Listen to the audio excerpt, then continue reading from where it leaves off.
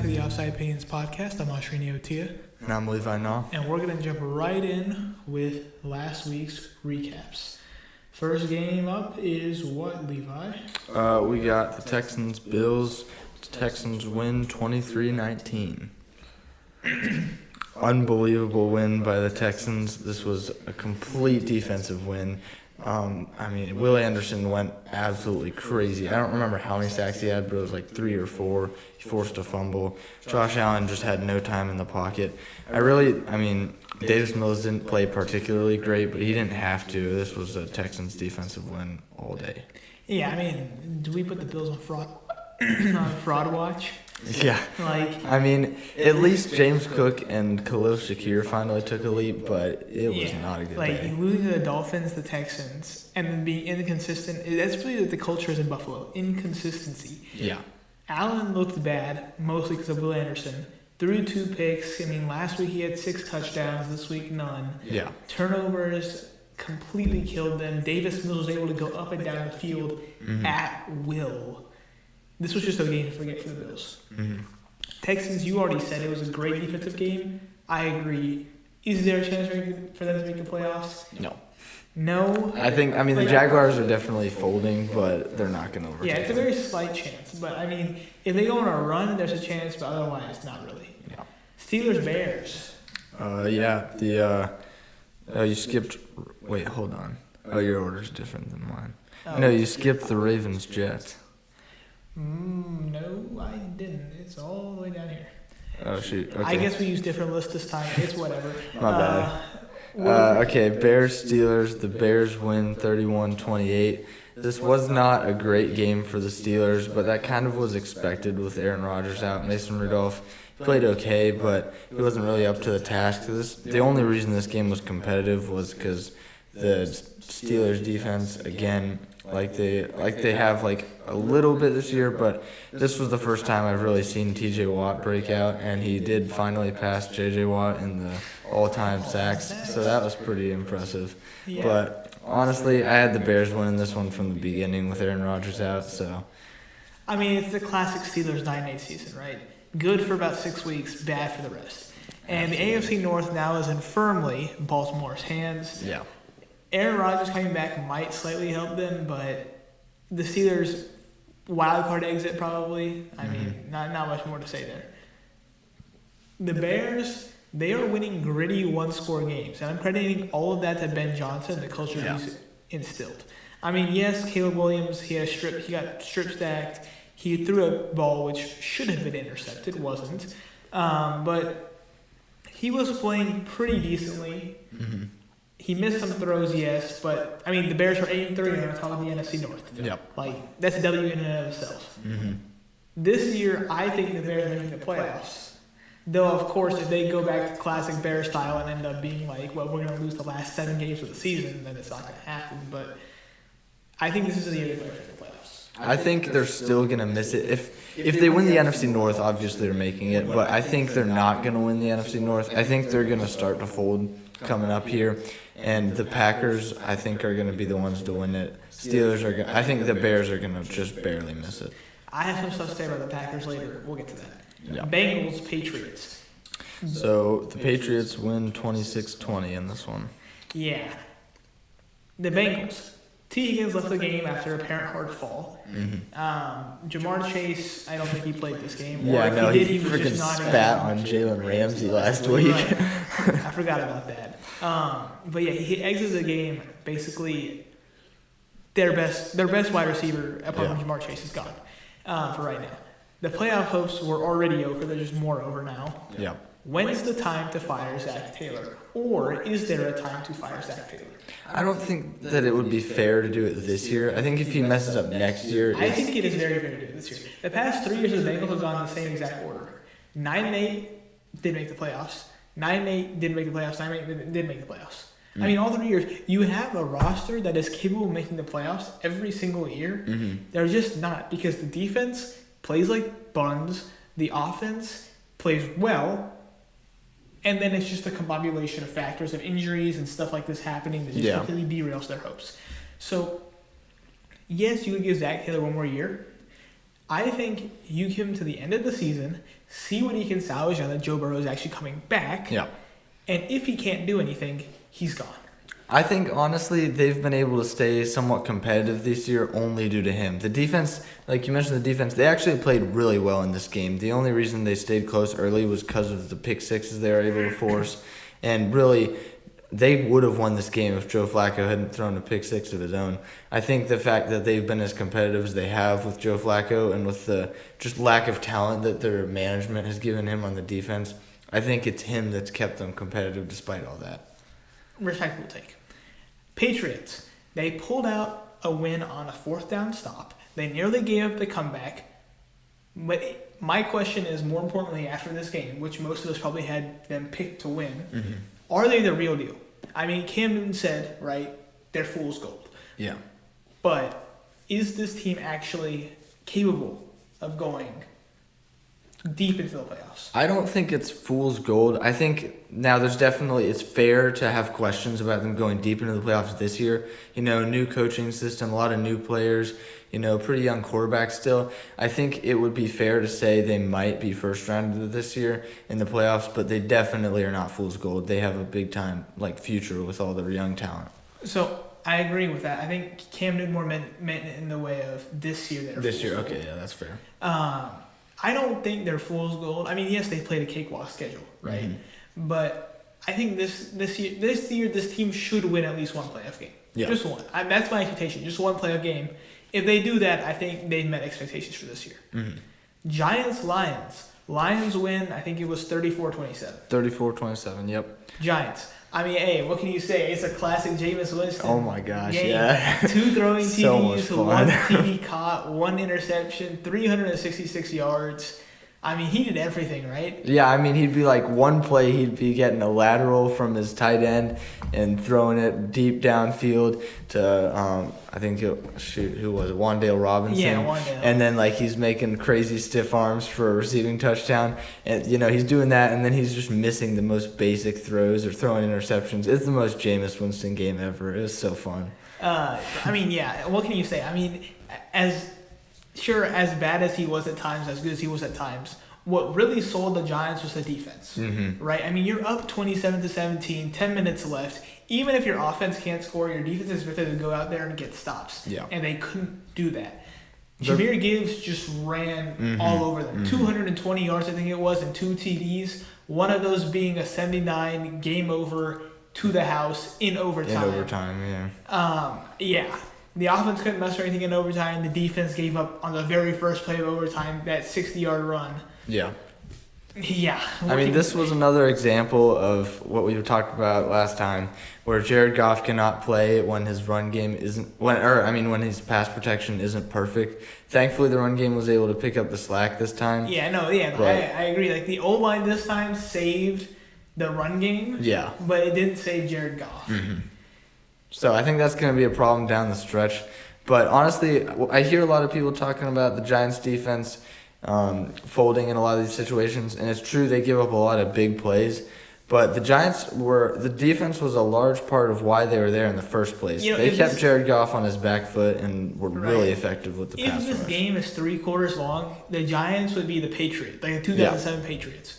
But it's not. It's 4, and they keep failing in the last 15 minutes of the game. Yeah. The Lions. I mean, all hail Jahmyr Gibbs and the running team, because that's exactly what this game was. I mean, Jared Goff got outplayed by Jameis Winston. The defense has to be better. You can't let the Giants take you to overtime, but Jahmyr Gibbs deserves literally all the credit for this game. Yeah, and Aiden Hutchinson did save the game too. Vikings, Packers. I'll let you take this one. Please don't. This was the most painful game of all time. I have nothing to say. 23-6. We had a total of 4 yards in the second half. It might be time to bench JJ McCarthy. We'll talk more about that later, but I think we'll just talk about it now. Okay. My very first question that I have written here is it time to move on from McCarthy?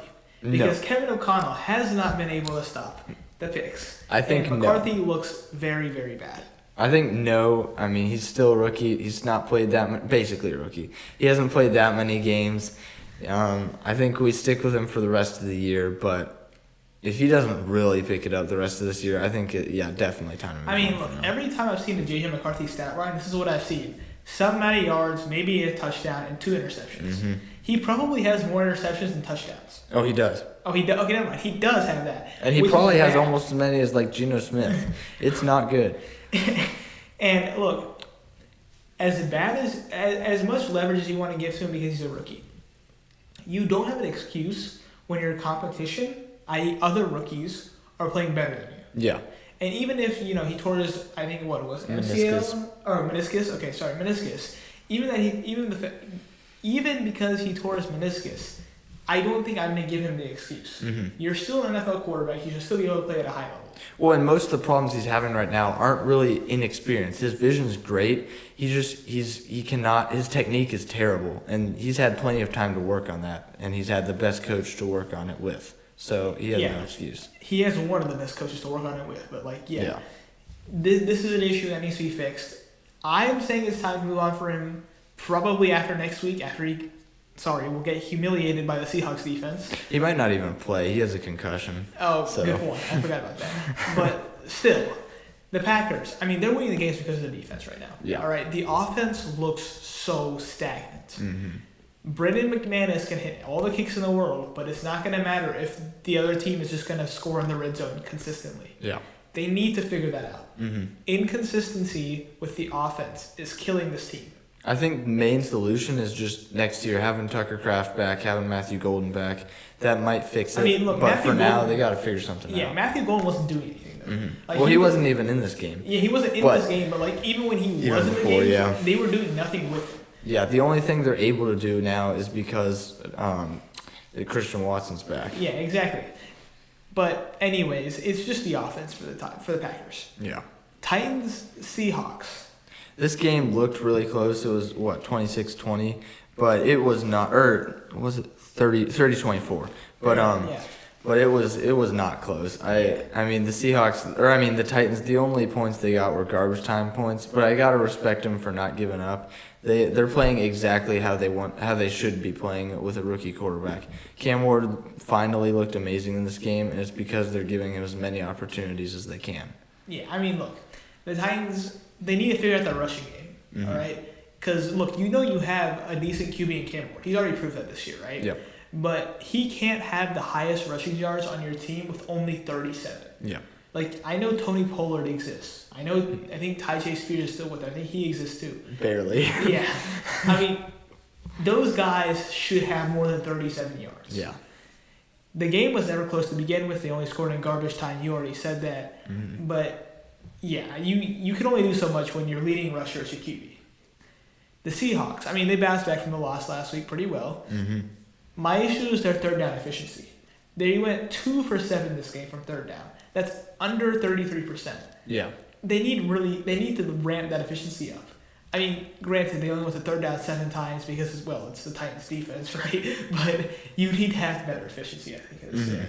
Yeah, you can't rely, if you're going to make a playoff run, you can't rely on Kenneth Walker getting a 10-yard run on first down or Jackson Smith and Jigba getting like a 70-yard reception every other play. Yeah. You have to be able to make the small, quick plays that get you third downs. Colts, Chiefs. The Colts. The offense doesn't work when Jonathan Taylor gets stuffed. Mm-hmm. And that's exactly what Steve Spagnuolo and crew did. They stuffed Jonathan Taylor. Penalties, third down failures, giving up a comeback, no answer for Rashee Rice in the second half. That's just a combination of factors for destruction. And that's exactly why they lost this game. Just nothing in the second half worked. And for everything that they did, Steve Spagnuolo had an answer.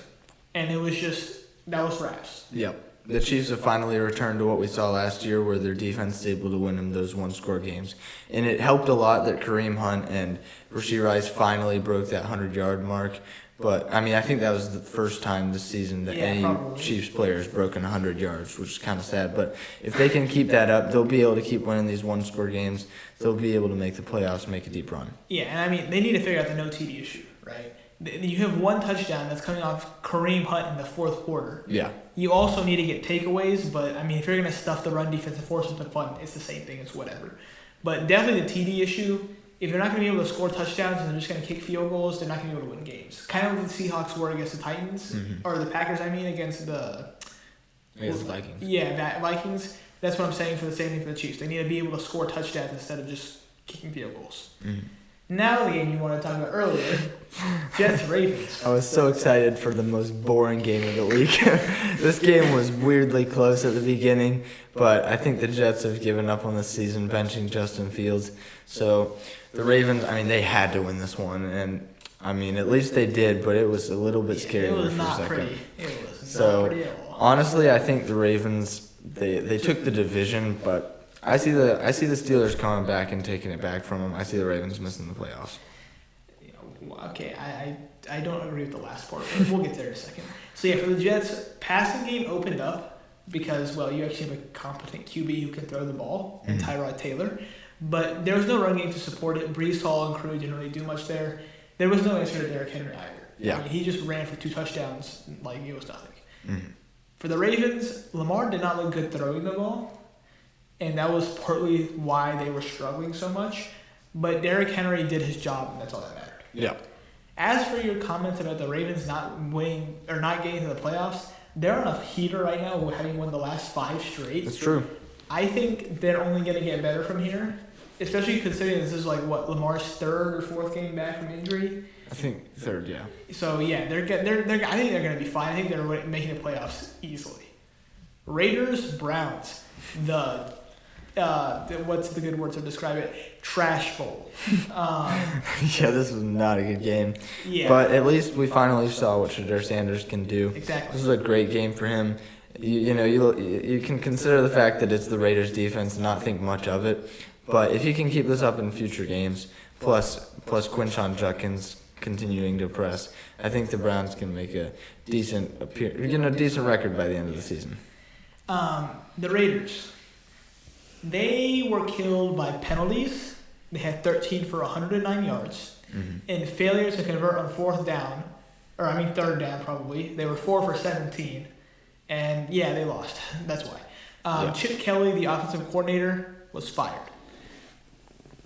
It's been a bad season for the Raiders. You brought in Geno, you brought in Pete Carroll, you brought in Ashton Genty, and you were like, oh yeah, we're making a run this year, playoff bound, and then suddenly you see, the Broncos, Chargers, Chiefs, all decided to have winning records, and we're the odd man out in the AFC West. Yeah. So, the Raiders, it's just been a sad season. Browns, Shadur Sanders is the first Browns QB since 1997 to win his debut game where he starts. That's sad and hilarious at the same time, but it's sad. Yeah, I know. They had Baker Mayfield a few years ago. What are they doing? Yeah, they had Baker Mayfield, but even he couldn't win his first start game because of how bad the Browns organization has been for the past 150 million years. Myles Garrett had 3 sacks, continuing on his DPOY campaign. Quinshon Judkins ran for 2 touchdowns. This team just looks better when they're starting Shadur, but of course, like you said, that could just be because the Raiders are a terrible defense. Very possible. But we'll see next week. We'll see. Cardinals-Jaguars. Jaguars win 27-24. In case you didn't pick up on that score, it was way closer than it should have been. The Jaguars' offense looked horrible in this game. The only reason they won is because they were able to force a lot of sacks on Jacoby Brissett. But honestly, the fact that the Cardinals stay that competitive, I could see Jacoby Brissett having a starting job next year. I could see that. I don't necessarily think that's the way they should go, but we'll talk about that in a second. Yeah. The Cardinals, not being able to convert in the red zone and not being able to convert off not 1, not 2, not even 3, but 4 turnovers is going to kill you. And that's exactly what it did. I think they got a touchdown off of 1 interception out of the 4 turnovers they forced. The defense did its job. The offense looked pitiful. Jacoby Brissett had a great stat line at the end of the game, but if you're going to force this many turnovers, you have to be able to score off of it, which they just did not do. The Jaguars, Trevor Lawrence used to figure it out, right?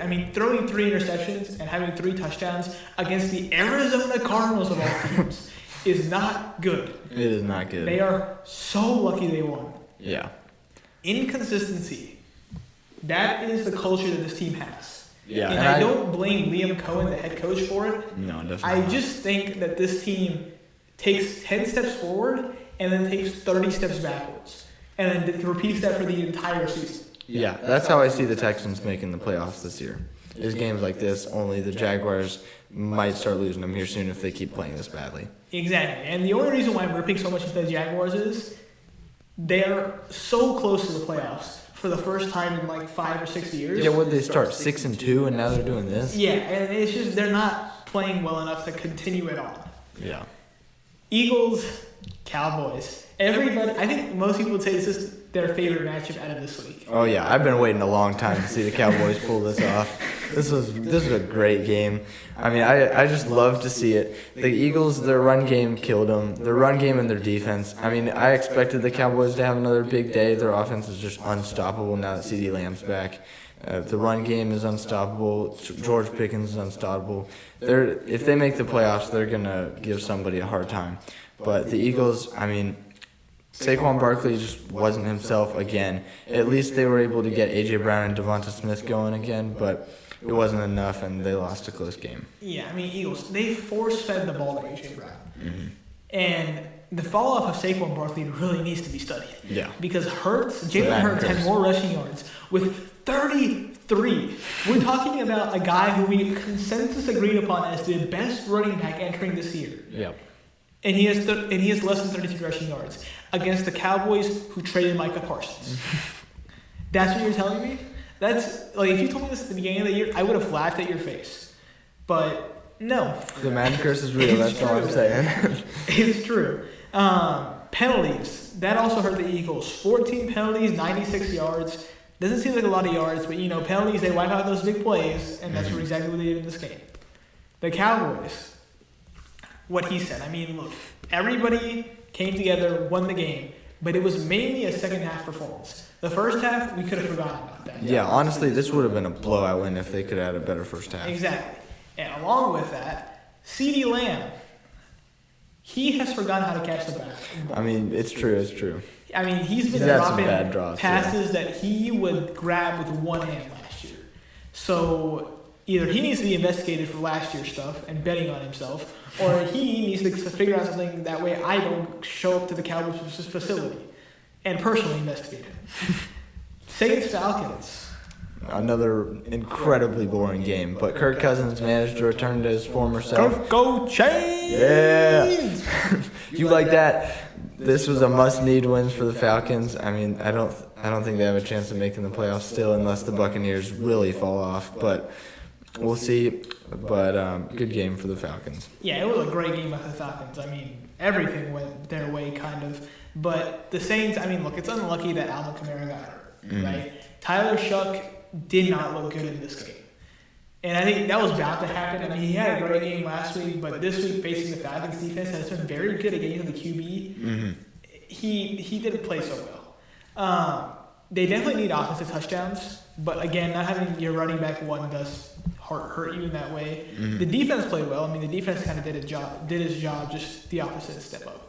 Falcons, Kirko Chains played better than Penix has, well, all season. Mm-hmm. The defense did its job. It's just a well-rounded game for the Falcons. I think we can both agree on that. Yeah. Yes.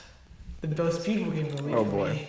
Bucks, Rams. This is gonna be good. What a blowout! This was honestly kind of sad because everyone had the Bucks in their top 3 rankings at the beginning of the season, but it's just falling apart. Chris Godwin is still not playing the way he should. Bucky Irving is still not back. Where are you, bro? Like, what the heck? And now on top of it all, Baker Mayfield has this non-throwing arm shoulder injury that's supposed to maybe keep him out of the game next week. So that kind of killed him. They had to put Teddy Bridgewater out there. It just was not a competitive game at all. The injuries just keep piling up. Mm-hmm. Mike Evans, Jalen McMillan was already out to begin with this season. And then Chris Godwin, he came back, then went back out. Now is back again. And Mika, I think, was out for a week or two. Mm-hmm. Bucky Irving is still out. It's really and that's just the team. offensive side of the ball. Now thinking about the defensive side of the ball. Mm-hmm. And now you got Baker. It's just sad for the Bucks. Not much you can do. But the NFC South is slowly slipping out of their hands. We might see the Falcons in the playoffs, and that's sad. Right behind them is the Carolina Panthers. Oh, right. I forgot they're good. You don't expect the Panthers to be that team. Yeah. But this year, they've somehow pulled it out. They're crazy. So this division could go to the Panthers. That would be fun to see. That would be hilarious. That would be really fun to see. Now for the Rams. I mean, dominant win, right? Jumped out ahead 28-7, never looked back from there. Stafford, I would say, is the MVP. Devontae, 12 TDs in 11 games. Defense did its job, played outstanding, pick 6. Rams are now atop the entirety NFC. The entirety of the NFC. Well deserved. So it's been a very, very good past few weeks for the Rams. From here, just got to build. The fact that there's a legitimate argument for Devontae Adams to be better than Puka Nacua right now is wild. And that's not anything to hate on Puka Nacua. That's just how good Devontae Adams has been lately. So I don't understand how. Honestly, I think the only way we don't see the Rams in the Super Bowl is if Matthew Stafford's back starts being a problem again. And that's also the only thing holding him back from what looks like a definite MVP at this point. Yeah, I disagree with the Devontae better than Puka debates at all. I think Puka is way better. I think Devontae is just that red zone guy who, when you put him in, he's still Devontae Adams. You cannot forget that Devontae Adams was legit the best wide receiver in the country 4 years ago. So put Devontae Adams in a one-on-one scenario with any corner in the NFL in the red zone, fade route. He is cooking that defender 10 out of 10 times, and that's where the ball's going. Yeah. And that's why he has 12 touchdowns in 11 games. Because anytime they're in the red zone, it's a one-on-one Devontae Adams against whoever, and he's just destroying it. So, yeah, I think the reason why Puka's better is because Puka gets you down the field. Devontae's just the ultimate, Lord Voldemort in the freaking end zone. You cannot stop this guy. Yeah, I like seeing both from him in this game. That's why I said that. He had a lot of, big midfield catches, too, so. Yeah. But now let's go to our picks for this week's games. Tonight, so Monday night, 11:24, Panthers-Niners. This will be an interesting game. I think it could go either way. I see the Niners winning it because this is the first time CMC's played in Carolina since he left, which is honestly crazy that they haven't played him since then. But I think this will be a great game. We got Brock Purdy back in full force for the Niners. It should be a relatively easy win, I think. But the Panthers can make things interesting. I've said the Panthers because I want to see them take the Buccaneers spot in the NFC South. That would be fun. Packers-Lions, Thanksgiving. Yeah, Thanksgiving games. I have the Lions for this one because I think the Packers are just going to be inconsistent. I mean, they didn't look good against the Vikings, but they still won because JJ McCarthy sucks. The Lions, you can't count those same rookie mistakes from Jared Goff. As much as I hate him, he's still a vet. I think it's going to be the Lions. I think this should be actually a blowout Packers win because Jared Goff has just been so bad when he's pressured, even the slightest bit. Micah Parsons is going to have a heyday in this game. It doesn't matter how bad the Packers are on offense. It's gonna be scary on defense. And I think there's a chance Josh Jacobs will be back, but even if he's not, whoever his replacement was this past week played pretty incredible. So I don't think they should have a hard time of it at all. I think my thing is just, the Packers don't have anybody on offense to contest with that pretty decent defense. Yeah.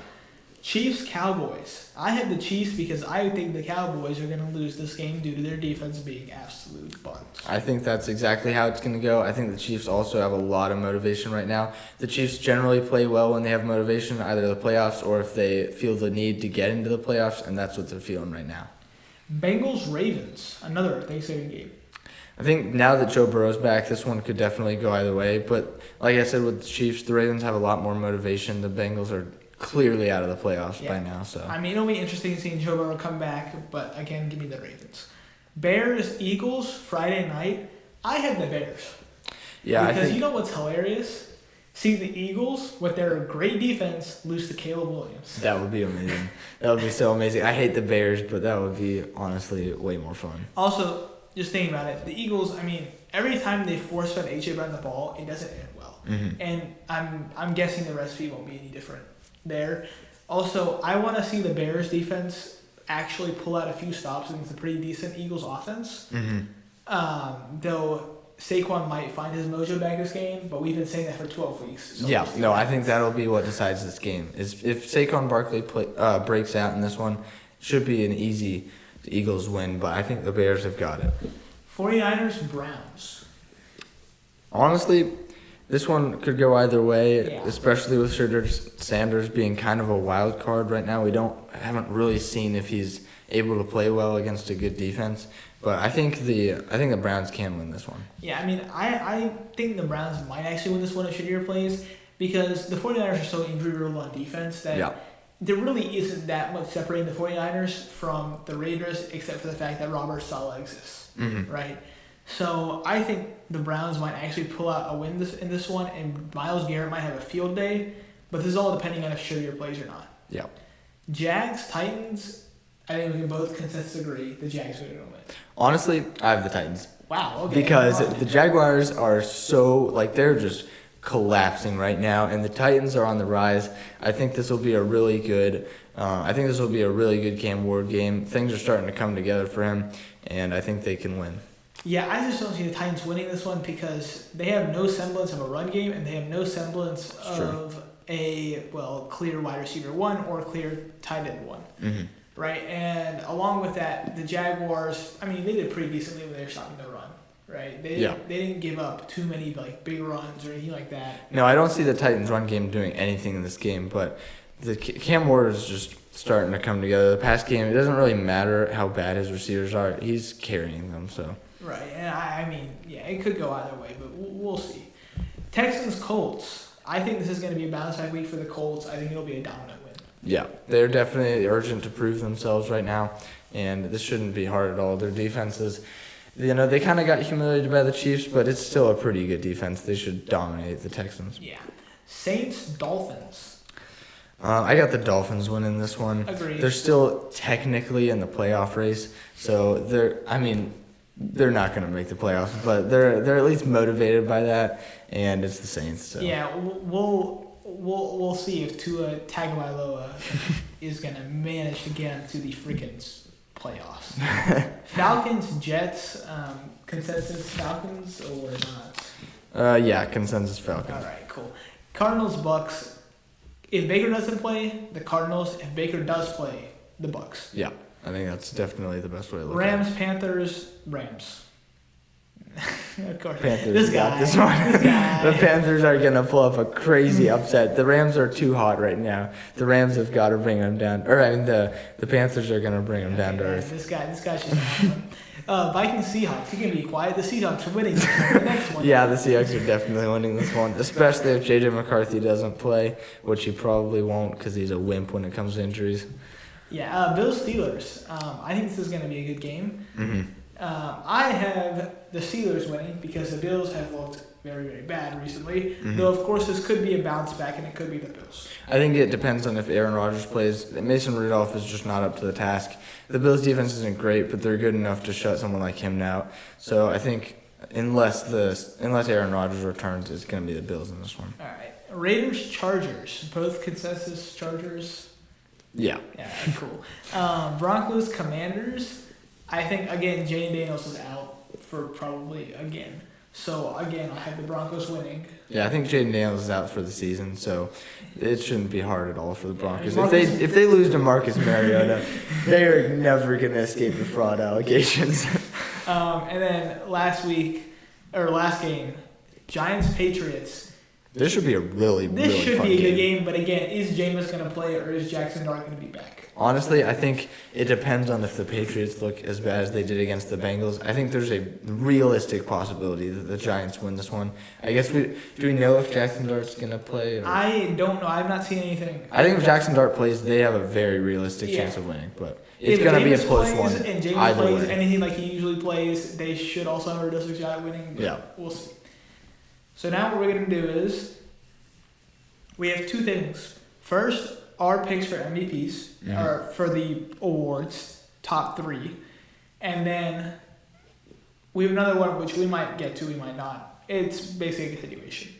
So MVP, who are your top 3 for MVP? I think last time I said I wanted Jonathan Taylor to have it, and I think I think I said if it was a fair award, Jonathan Taylor would easily have it. And while I still hate that it's not a fair award, and I still want to see Jonathan Taylor win it, it is now clearly runaway candidate is Matthew Stafford. It's not even close. Like I said earlier, unless his back starts bothering him again, he's not even close. He's going to win it. Yeah, so I mean, my 3 for MVP is Stafford, May, and JT. One of those 3 guys has to win it. Stafford, I mean, he's completely blowing off the books. He is returning to like prime Megatron, to Stafford Megatron type guy right now. Drake May, with what he's been given, has been playing really well. And Jonathan Taylor, well, he's been running all over the place. It's been a cool down, I think, the last 2 weeks for Jonathan Taylor, which is why. And for Drake May, too. Yeah, which is why he's cutting down a little bit. But Stafford is only getting better for some reason, so we'll see how that ends up.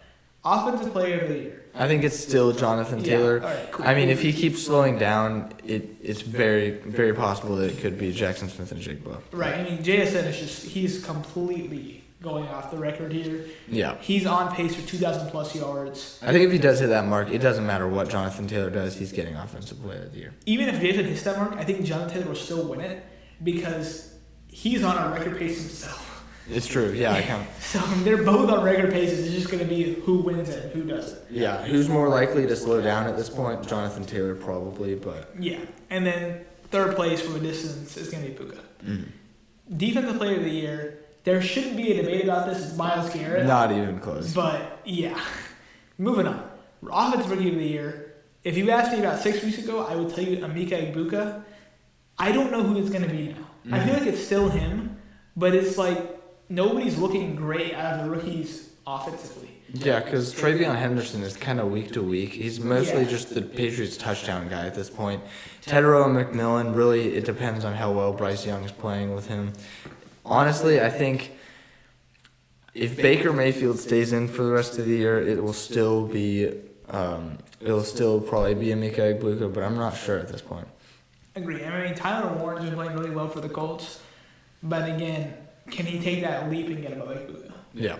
Defensive Rookie of the Year, I mean, there are so many ways this can go. This could go to Jalen Walker for the Falcons. This could go to Abdul Carter for how many pressures he's generated on the Giants. This could go to a guy named Carson Schwesinger, who you probably know who that is. No, I think he's going to win it, actually. I think Carson Schwesinger. Okay, he doesn't know who that is. I thought, I first saw no, him. the Browns defense I've heard of is him. wild right now. I've heard of this guy, but I've never actually gone in depth and done research on him. Yeah. So this week I did, and then I was like, oh, cool, this guy's actually really good. I wasn't sure he knew who he was. No, it's Myles Garrett and him carrying their defense. Yeah, okay, cool. So yeah, Carson Schwesinger, he's been playing out of his mind. Yeah. So I mean, I think any of these 3 guys will be locks. Now for Coach of the Year. If it doesn't go to Shane Steichen, all right, the Colts head coach, I don't know what this award is about. Honestly, but I mean, Mike McDonald's a really, really, really good coach, but it's not like last year where Kevin O'Connell resurrected Sam Darnold's career. He was kind of already given a pretty good Sam Darnold. He already has a lot of really good players on his defense. I think it should be Shane Steichen 100%. Right, and then distance, maybe Dave Canales, but depends on if the Panthers can make the playoffs or not. So. Yeah. The last thing we'll wrap up on this week is this week's winners and this week's losers. Just in general. Who do you got for a winner? I think an easy winner is the Seahawks. They let up a kind of a comeback from the Titans, but the way they're looking, they're a lock for a deep playoff run. Another winner, obviously, the Rams, but not a whole lot to say about that. My winner is just Devontae Adams. Yeah. I think this guy was hated on a lot by a lot of different people last year. I mean, the fall off after he left the Packers was pretty crazy. And I mean, the last few years have been really bad. Yeah. But this year he's actually come back to life. He's actually been playing really well. And I think just seeing him actually have joy now in playing football is kind of it causes you to be happy. Whether you like the Rams, whether you hate the Rams, whether you like whoever, whether you hate whoever. And you see a guy be happy while doing the thing that he loves to do. Yeah. It's you naturally get a smile on your face. And that's what's been happening with Devontae. So not much to say there. Loser from this week for me, Baker Mayfield. I was about to say that, yeah. It's not even a debate. Dude, how much can you expect him to die? He tried to throw a 70-yard bomb with a bum shoulder, and he still got it there. It was still close enough, but it really took out his shoulder. Yeah, it destroyed his shoulder, but he got it there. I mean, yeah, it's not much to say there, but you feel for the guy. Mm-hmm. Like he is that Buccaneers team kind of in general. I think in two other quarterbacks definitely it would be Jalen Hurts and Daniel Jones. They both sold what should have been a win for their team. Yeah. It didn't, like, both of them did have trouble with their running back, helping them out much, but it should have been a win for both of them. Daniel Jones has been carried by his running back though. Yeah. Like no offense, he's still playing good. We all owe him apologies. Yeah. But he has been getting carried a little bit by Jonathan Taylor, and this kind of just exposed it. No JT equals no W. Mm-hmm. Another loser I had for this week was Lamar Jackson. Sure, he's coming back from injury, but he's got to throw the ball better. Mm-hmm. He's just not throwing the ball well enough. If it wasn't for Derrick Henry, the fact that they might have lost to the Jets without Justin Fields is kind of sad. Yeah, I mean, Justin Fields drags down that team, but come on. He got to do something. But... yeah, also Trevor Lawrence, another loser from this week. Big time, yeah. Yeah. 3 picks. We were kind of ignoring him for a long time because he was doing his thing, but yeah, did not go well. Yeah. But yeah, those are our winners and losers from this week. Thanks for tuning in this time. We'll see y'all hopefully next week. Hopefully. But yeah, thanks for tuning in. Happy Thanksgiving. Yeah, happy Thanksgiving to you and your families. And if you have hot takes, drop them in the comments. We'll get some next week, and we'll use some of them for sure. And hopefully we can do call-ins soon. Yes, hopefully we'll do call-ins soon too. But thanks, happy Thanksgiving. We'll see y'all next time. See ya.